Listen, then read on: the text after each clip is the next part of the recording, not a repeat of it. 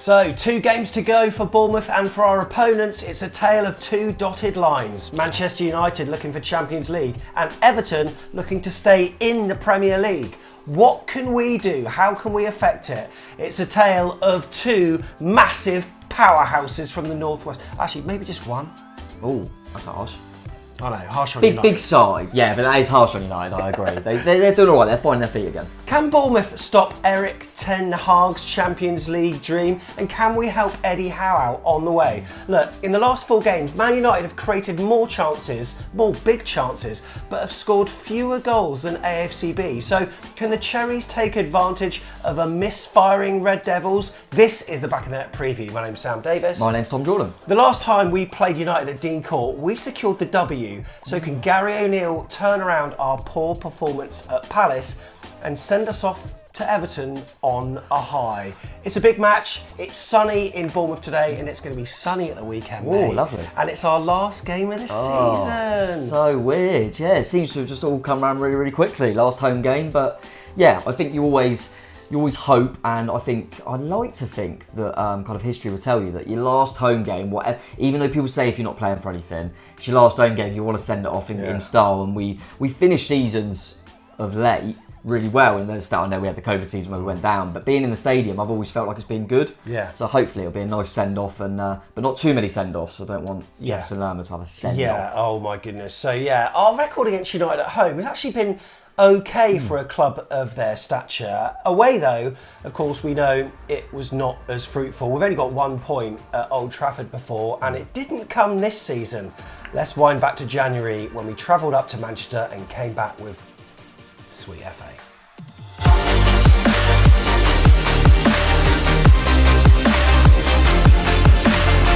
That bloke was very good.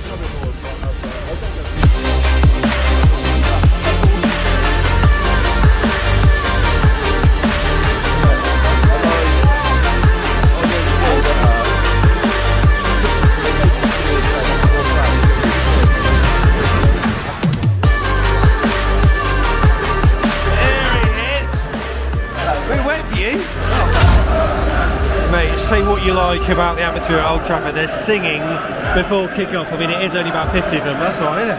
Yeah, I've seen better Christmas carols, haven't I? Yeah. Keepers. Don't fucking look at them!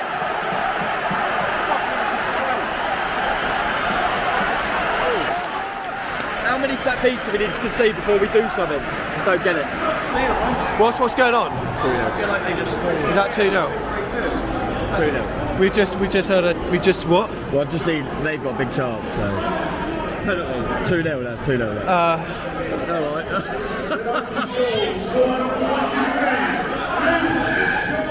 Luke Shaw. Luke fucking Shaw has just scored for Man United. Talk me through the goal, mate.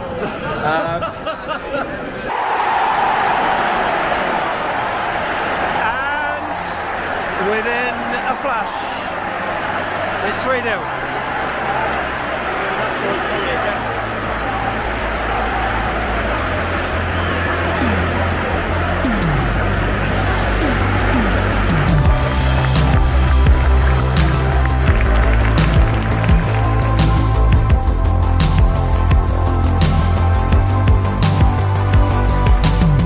Mate, we seem to be getting overrun in this queue, just like we were on the pitch, mate, eh? Look at this. Yeah, well, it sounds like there's a few United tops at the old away end as well, which is lovely. So that was I think it was like a midweek game, like a Wednesday. I think it was something like that, Wednesday, Tuesday yeah. or Wednesday. Travelling to Manchester, Sky changed the fixture time, really annoying. And we faced United, and they were comfortable, really, 3-0. I think there was some. We could have had a consolation goal. Yeah, and also I think VAR maybe might have screwed us over at one stage, but then when doesn't it? We haven't had a penalty this season, right? But yeah, Man United, we've had our scrapes with them, haven't we? And some we've come out on the positive side of. Yeah, but obviously, like you mentioned, mostly at home. That point at Old Trafford was quite famous, really, because of the Zlatan Mings incident. Sermon got sent off, and we managed to nick a point. I think Boris saved a penalty. Yeah. But at home's been better. I think the last one was that the 1-0 King? Josh King. And then we won our first season, didn't we? A real kind of a weird game, but one that's remembered for different reasons. Obviously, the Harry Arter situation at the time, and it was quite an emotional game, but we managed to win that. So yeah, we've had some good ones. But there's been different managers and different Man United teams. We've had Solskjaer there. I think we had Van Gaal. I think we beat there. So yeah, been different teams. I think I remember them scoring a last minute winner against us as well, Rashford. So it's been a bit, but we've never at home. I don't think they've ever comfortably beaten us. Away they have. But not our place. So I think there's been some good battles. So we've certainly always been in games. So yeah, look, the last time we played them, obviously in January, Bournemouth were in 15th spot. Arsenal were top of the league. Man City were in second, and Newcastle and Man United, well, they have got the same spots as they are today, both third and fourth. And Man United, they need Champions League football. They've got 3 games to go. Let's look at the league table to see where they are. This is how it's looking. Of course, we know that Newcastle played last night. You know what? They're hanging in there. Can Eddie Howe's boys do it? That'd be an incredible first season. Liverpool also are breathing down Man United's necks as well. So can we do the Scousers a favour? You know what, mate? It's quite nice in a way. Look, I know we've got nothing to play for, but it's quite nice that we can affect what happens in other teams' seasons. So they're not dead rubbers, which is something that I really never wanted. Yeah, both ends of the table, as you say, and we've got it's the Scousers, isn't it? It's Liverpool and Everton that we're really kind of affecting their season. I think it's interesting because obviously there's been a lot of talk with a title race, and that Arsenal had the lead and then bottled it, or whatever you want to say. And I just think it just shows that kind of that demand on you mentally, because Liverpool was a prime example. They've been awful all season. As soon as the pressure, well, they're never going to get Champions League. They've just gone on this mad run because the pressure's off, and now they suddenly look like they can get in there. They've done really well. I personally have had to predict it, and looking at the fixtures, think Liverpool will just miss out, and I do think it will stay as Newcastle and United. But hopefully, you know, I'm not really a fan of Liverpool too much, but I'm happy to give them a little helping hand if it means we beat United, mate. So yeah, I think what will be interesting is a lot of people talking about this top 4 hunt are going, as they always do, going, well, Man U beat Bournemouth. So, you know, we've surprised everyone this season, as we've seen, with a lot of memes and clips of everyone going, Bournemouth. So we might be able to do it again. It's funny, when I watch James Alcott's videos, every so often he does this little strand, like what things did happen this season that just didn't feel like they happened. Yeah. And one of the things that, for me, I don't feel like Man United have had a particularly amazing season. No.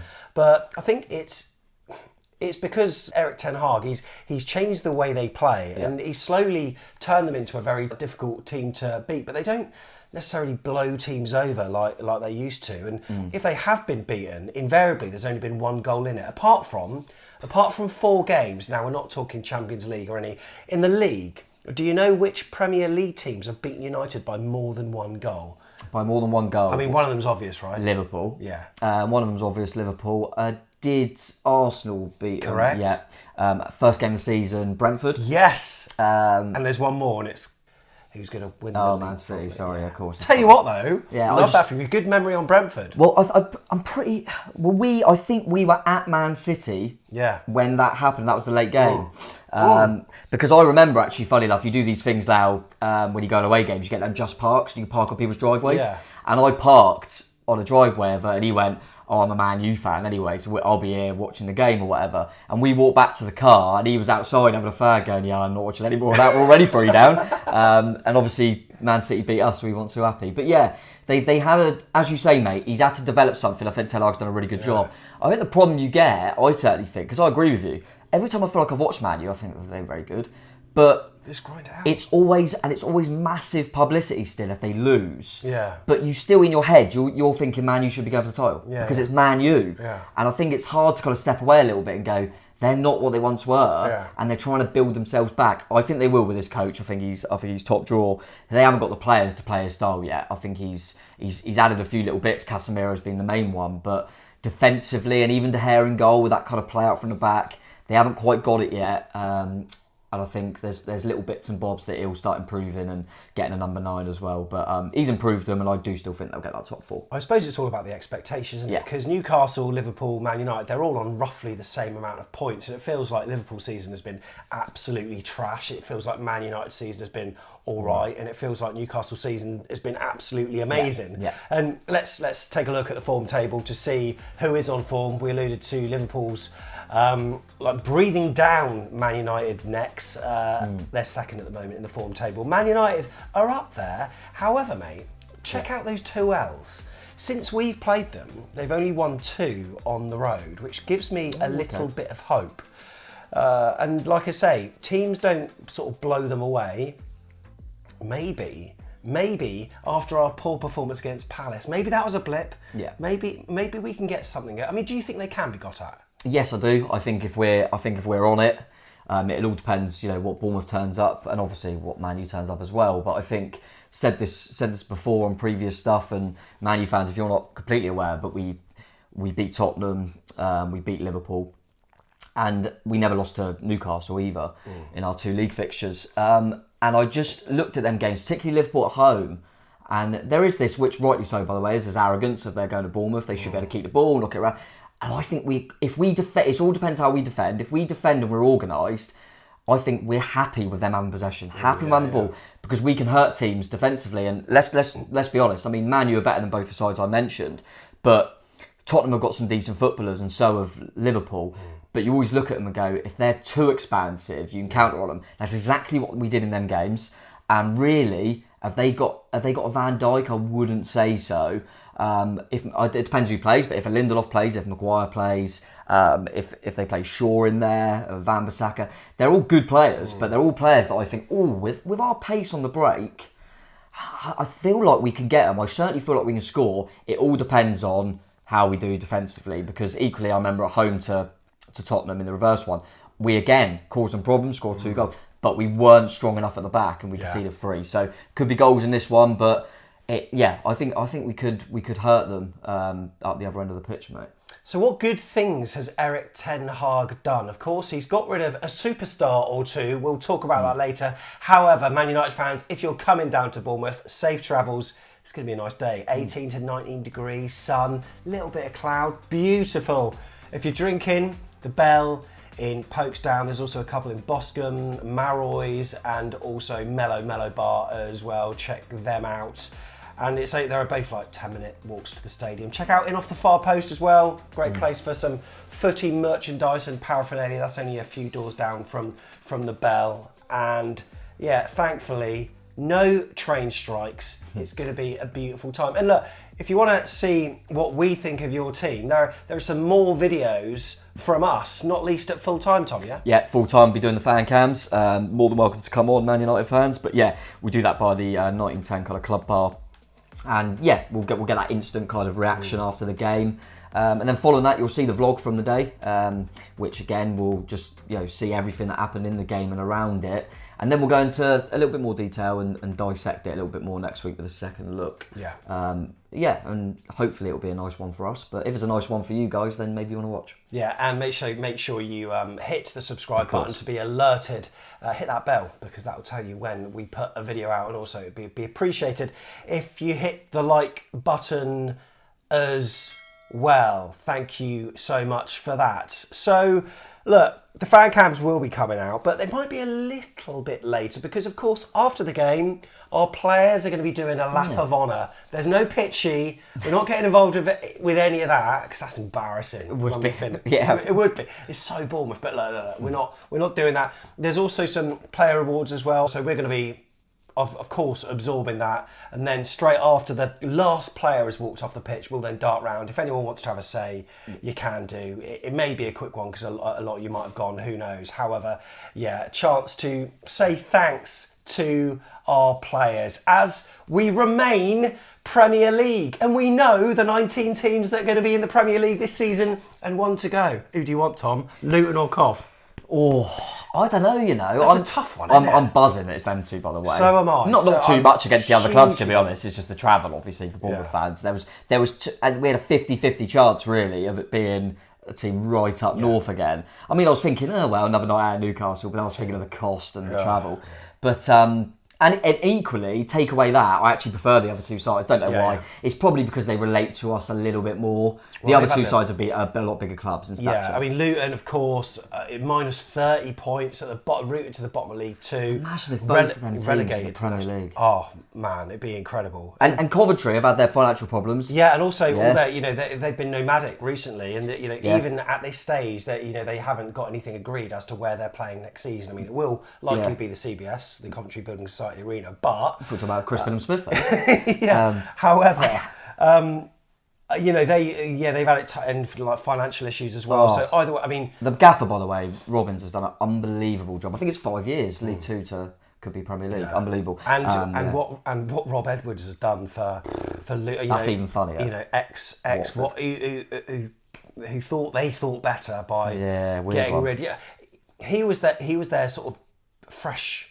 Their fresh chapter, new chapter. He was their Graham Potter at Chelsea. He was, and now he's reaping the rewards at their nearest and dearest at Kenilworth Road, and I'm so pleased for him. I am. And in the meantime, Watford have got through another, I don't know how many managers. Two good coaches. So one good upcoming kind of younger English coach will be in the Premier League, which is always good as well, mate. And I think everyone knows if you watch Channel Luton away. I'm worried that my expectations are high because I got free beers last time, and I'm worried that was a one-off, and I don't want to. But to be, I'm edging towards I want Coventry. Mark Jackson, friend, and obviously been on the channel a few times, and Richard, they're virtually that sort of way, and it's on the Crispin and Smith. The playoff final was on that night. Mark's coming down. I think he might have a little commentary top for me. Has he? I like that. But either way, it'll be nice, mate. Whichever team comes up, it'll be funny. Especially imagine next season you've got like Leeds, Sunderland, the champ, Bournemouth, Luton, or Coventry. And you know what? A lot of the legacy Premier League fans, and also the new kids on the block that just watch football via Twitter and stuff. They're going to be fuming at that fixture. They're going to be absolutely fuming. And we're all here to see it, aren't we? Absolutely. So, back to United. So, like I said, mate, away from home, they've only won 2 games since we last played them. Yeah. That was against Leeds and also Nottingham Forest as well. Both. Oh, so they helped us then. Yeah, exactly. Both 2-0. They've drawn a couple against Palace and also Spurs, but they lost 3-2 against Arsenal, 7-0 against Liverpool. That's not bad for us. Yeah. Losing 7-0 to Liverpool, honestly, fair play to you. Fair play. 2-0 to Newcastle, and also they're both their last 2 games on the road finished 1-0 against Brighton and West Ham. So, West Ham one was strange. Yeah, it really was strange. So I'm thinking we've got a chance here. Now, Tom, talk me through their kind of recent results. We'll sort of start from the start of April, and that was when they played Newcastle United, didn't it? Yeah, lost 2-0 to Newcastle, and I remember watching the game, and Newcastle were just so far ahead of them. It was unbelievable. Newcastle were brilliant on the day. Man, you didn't have a good one. They then beat Brentford. It was only 1-0, but they got the job done quite comfortably. Same as against Everton, which is a tough game. They're fighting for their lives. Won that with a clean sheet as well. They had the Europa League, didn't they, where they threw it away 2-2 in the home game when they just 2-0 up. Right?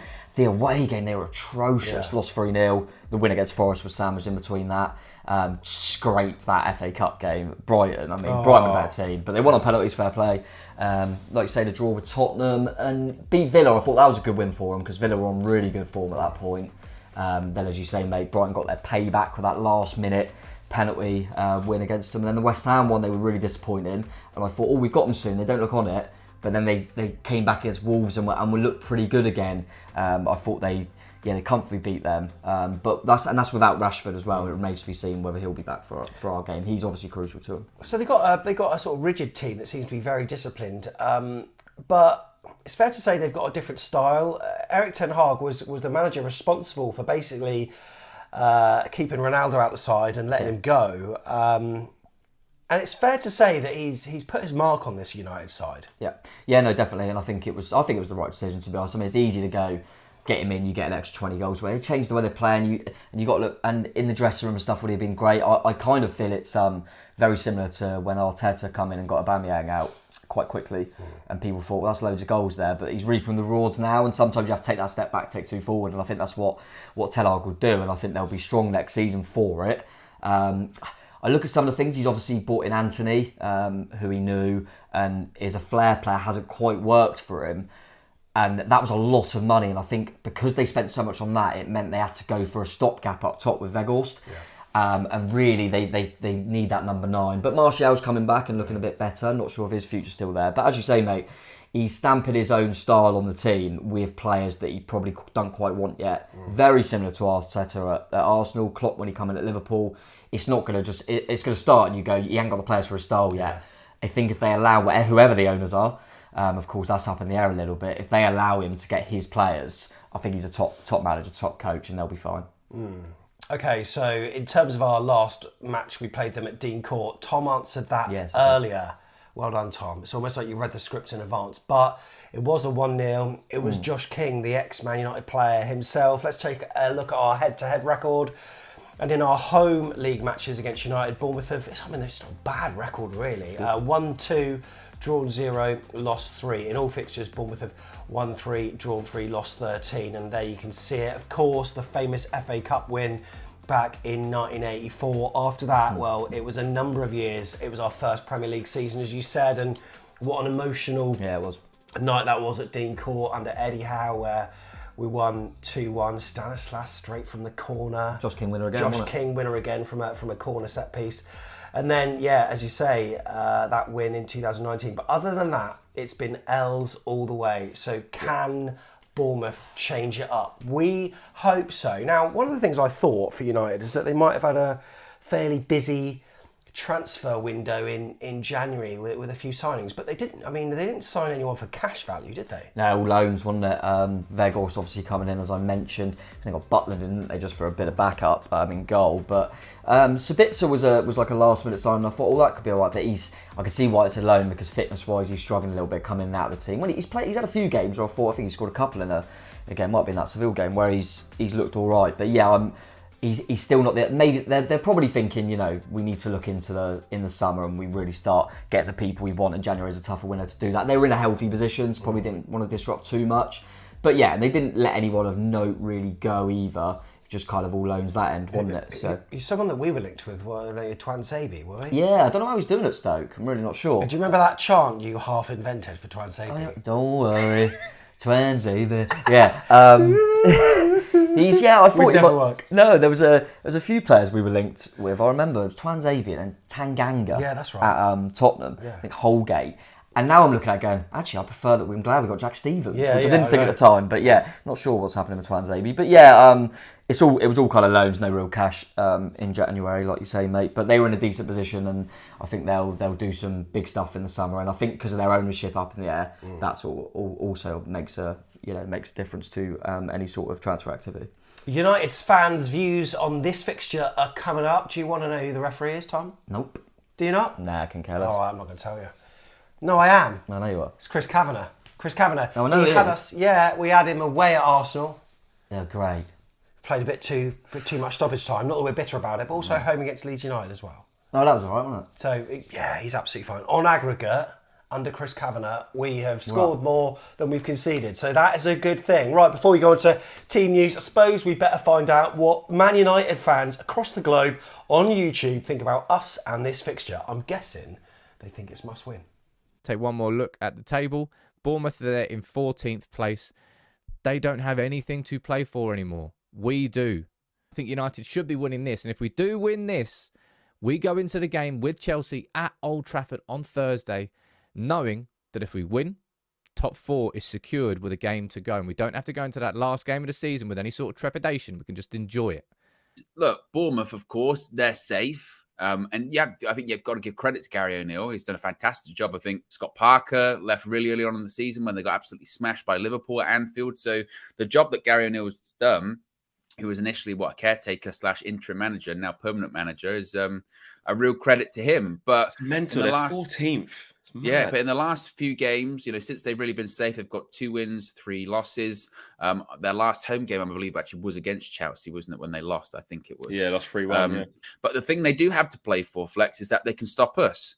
And they're probably going to be looking for the United meltdown. Or they're going to be looking for, look, that was us. We did that, I'm hoping that Bournemouth, they're safe. They're happy. Their players we're thinking about other things. Yeah. There's always that sort of naivety maybe going into a game against a team like that.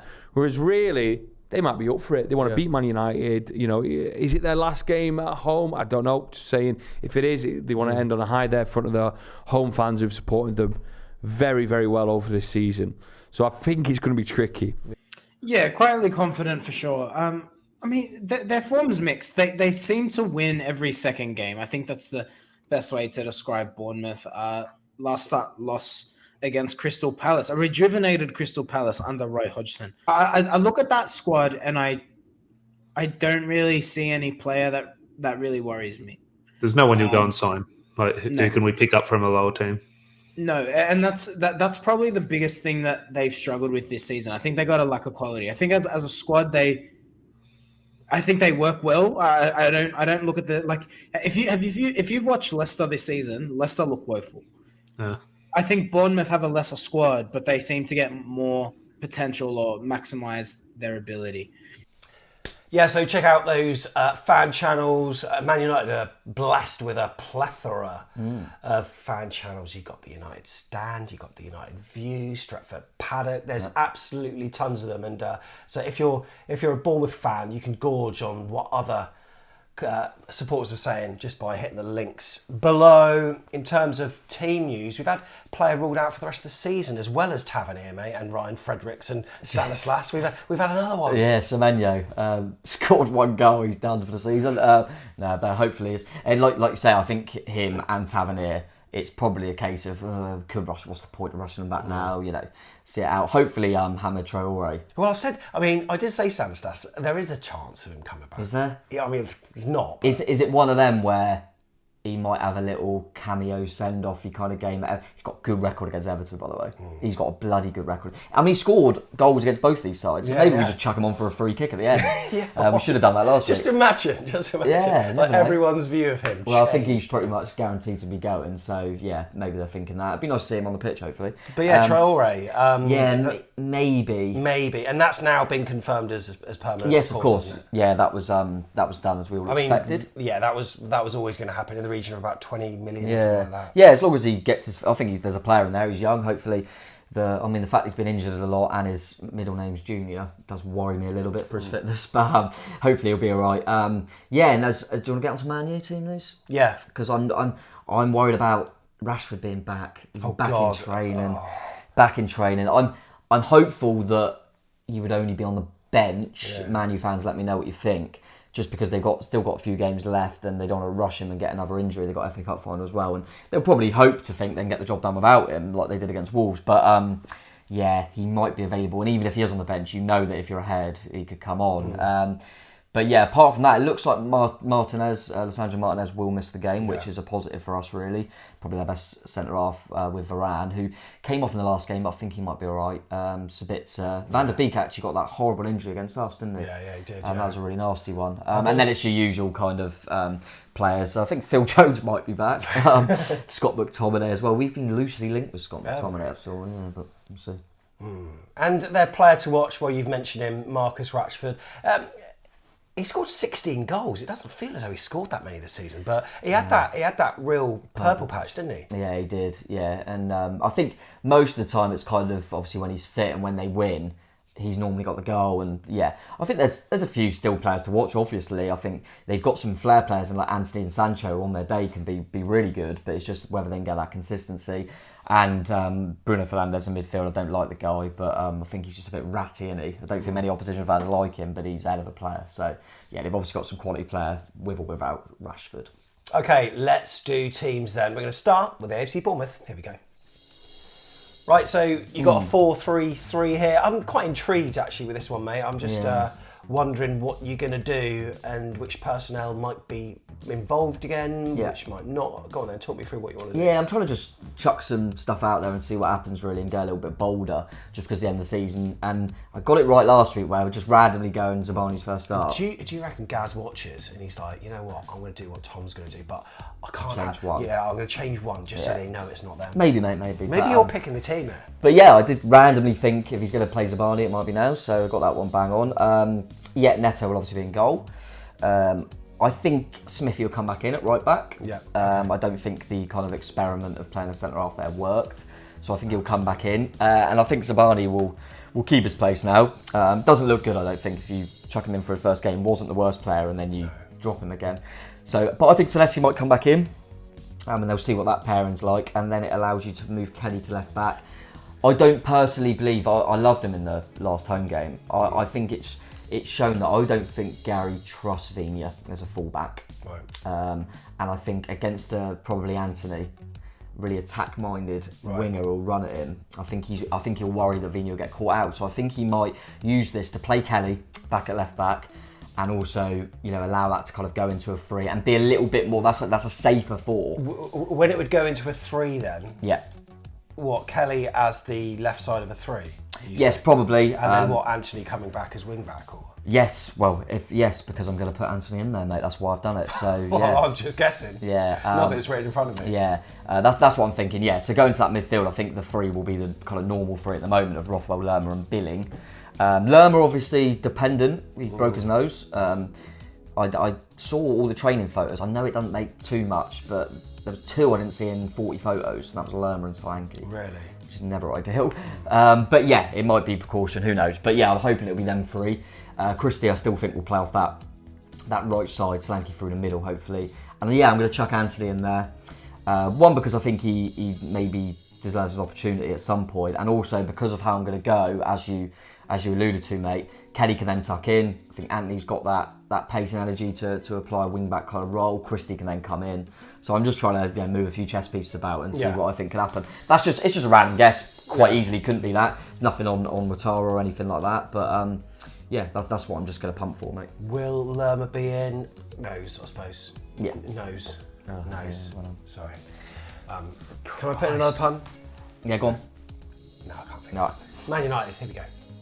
Right, 4-3-3 then for Man United. Who are you going for, mate? David De Gea in goal, Yeah. I'm sure. Press him though when he gets the ball at his feet. He's not that comfortable, but he's a bloody good goalkeeper, of course. Back 4, like I say, with a few injuries in there. I think Van Bissaka's kind of got that right fullback spot at the moment, so I think he'll be in there. I'm going to go Lindelof and Varane. I think Varane will be okay. Lindelof's back and doing all right now, and Luke Shaw I think will be left fullback. There's an opportunity if Luke Shaw has played centre half recently, and Malacia has come in, but that's what I'm going to go for there. That kind of midfield 3, Casemiro will clearly be the deepest one, in his top drawer at that, so I think he'll sit in there. Then we'll go Bruno Fernandes and Christian Eriksen, kind of either side. There's a case for other people in there. They could go for Fred, but I think they'll go for that creativity of Eriksen in there. It's been really good to see him actually come back, because everyone thought his season was done. So yeah, really pleased to see him back in there doing all right. And then the front 3, interesting because they could go Weghorst, but I think they'll go Anthony and Sancho either side. But I'm going to stick with Martial through the middle. Could obviously put Rashford in. As I mentioned earlier, I think he'll be on the bench at best. But yeah, Anthony, Martial and Sancho is a quick front 3 that we have to be careful of, and that's kind of why I went for the back 4 that I have. So that's what I'm going to pump for, mate. Wonder who's going to be the best Anthony, theirs or ours. We will find out. So yeah, just remember there's going to be a lap of honour from the players after what's been an extraordinary season, really. I don't think we've ever had a season like it where we've been written off so much. I don't think even in our first Premier League season it was this bad. I think it's just because they knew that Eddie Howe would just go for it and play the same style that he played. But under Scott Parker, we did labour over the line in the Championship somewhat, and we started off to that effect. But barring that Aston Villa game, and you know what, even our transfer business in January didn't really change many minds. But we did in the end, thanks to Gaz O'Neill, and I really think we should be singing his name tomorrow. And I really 100%. hope, I really hope we do, and just. Him and Lerma will get a lot of love, I would have thought. Oh my God. And then we won't leave until Fletcher's left the pitch. He'll definitely be he'll be the last one on that pitch, Super Fletch. But yeah, no, I agree, mate. I think it's got to be, whatever the result, whatever happens on the day, it should be a good atmosphere in there. We got to thank Gary and the staff and all the team, all the players. So yeah, hopefully it'll be a nice, enjoyable one, mate. Last game at Dean Court, but obviously we'll be back the following week, most of us, for Chris Finn and Smith as well. So, and some of the players I'm sure will be there as well. By the way, credit to Jack Tanner from the Daily Echo. We talk about the Jefferson Lerma situation. We don't know what's happening, and unbelievable. I was listening to So Much Sport. Chris Temple was retelling the story in front of Jordan Clark. Jack Tanner was on the phone, and in order to get a word with Jefferson Lerma, Jack Tanner pulled a rabbit from the hat and spoke to him in Spanish. Incredible. Hay un banco por aquí? That's all I remember from year 9. Is there a bank near here? Is there a bank near it? ¿Dónde está un ayuntamiento aquí? Is there a town hall? That's about all I know. Is that a town hall? I thought you said Nathan Ake at the end. What's he doing? Hamburguesa, por favor. What's that? Is that right? I mean, none of these phrases would have worked for talking to Jeff, but Jack got some really good sound bites on, and mate, it's not necessarily bad news. It's not. Hopefully, it's not the last time we see him at Dean Court tomorrow. No, it's not. I think it'll probably be, it'll be if we stump up the cash, mate, because I think he knows. I know people say about his age, but 28 is kind of prime, and I think he knows he can get more cash elsewhere. So, we'll see. Hopefully, it'll be all right. I'm toying with, might ask our monthlies, actually, to a little poll or something. Do I go Bournemouth shirt last game of the season? Do you want to get your ball? Do I get Columbia on? Do I go Columbia for Jeff? I'm not sure yet. Put it in the comments below. Bournemouth, Columbia. We'll also put it to our Telegram group as well, who monthly members have put on that. They get first looks, they get bloopers, they get Tom's exclusive player rating show, and they get the chance to decide what Tom wears. Yeah, exactly. What more do you want? So if you ever see me, look, most of the time you think, what's he wearing? Just blame them, don't blame me. AFCBpodcast.com/coffee if you want to get involved on that. Also put your scoreline predictions in as well. Tom, what are you going for? 2-1 Bournemouth. Come on. Why you. not? Come on, 2-1 Bournemouth. I might even chuck in some goals. You know what? Random shout. Jane Nantley's going to score. Yeah. Right, Jane Nantley's going to score. And then it's going to be a last minute... Senesi header. It's going to be a last minute Senesi header. Yeah, something random like that. But I think it'll be a good game, but I think we'll nick it. What do you think? I think it's going to be 1-0 Bournemouth, and I do think Senesi. And why by do the you think Senesi? Why do we both say Senesi? Credit to Daniel from Florida for his little meme of you. Yeah. Oh, that took Twitter by storm. Oh, we got a few likes. That was really good, Daniel. Fair play to you, mate. Hope you're all right.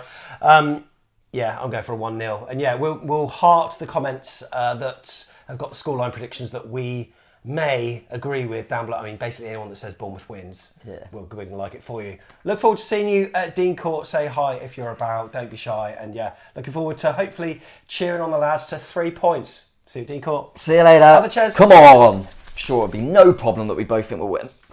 that never comes to bite us, mate.